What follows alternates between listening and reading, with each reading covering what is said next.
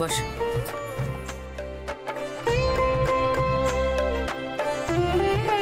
কিছু খাবে? কফি বলবো?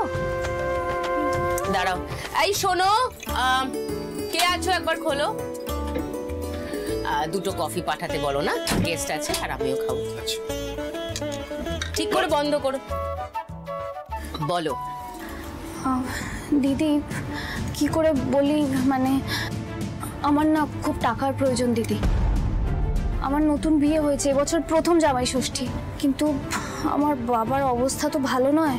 মানে জামাই ষষ্ঠীর আয়োজন করতে যা যা লাগবে সেটা করার মতো সামর্থ্য আমার বাবার নেই দিদি। মানে এতগুলো টাকা না আমি এখন ধারও পাবো না।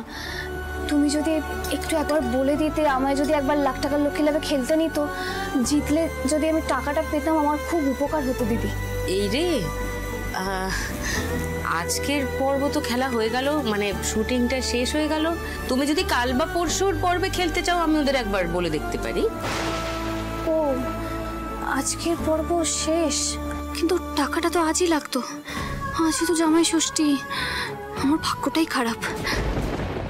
ইস, মেয়েটার মুখটা কেমন হয়ে গেল, খুবই বিপদে পড়েছে বেচারি। ওকে সাহায্য করতে পারছি না, বড্ড খারাপ লাগছে। ঠিক আছে দিদি, কোনো ব্যাপার না, আমি তাহলে আসি আজকে। একটু বসবে না, কফিটা খেয়ে যাবে না? আমাকে তো আবার সময় মতো মলেও পৌঁছাতে হবে।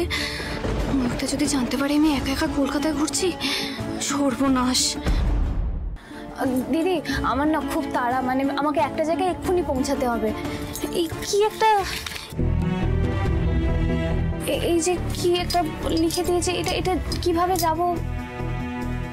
এইখানে তো তোমাকে দুটো বাস চেঞ্জ করে যেতে হবে এখান থেকে, তুমি পারবে? তুমি একটা কাজ করো, আমার ড্রাইভারকে বলে দিচ্ছি আমার গাড়িতে করে তোমাকে নামিয়ে দিয়ে আসো।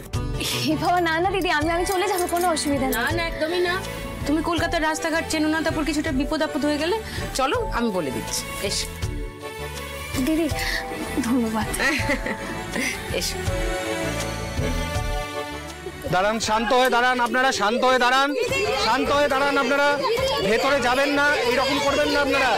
একটু শান্ত হয়ে দাঁড়ান আপনারা, শান্ত হয়ে দাঁড়ান আপনারা, ভেতরে যাবেন না, একটু দাঁড়ান। আমার গাড়িকে বলে দিচ্ছি তোমাকে নামিয়ে দেবে, ওকে? তুমি একটু সরো তো, তুমি বসো, এখানে বসো। এই বিশু, ও যেখানে যেতে চায় ওকে একটু প্লিজ নামিয়ে দিয়ে এসো তো। কোনো চিন্তা নেই, হ্যাঁ পৌঁছে দেবে, যাও। ধন্যবাদ দিদি। Thank you, see you, bye bye, যাও।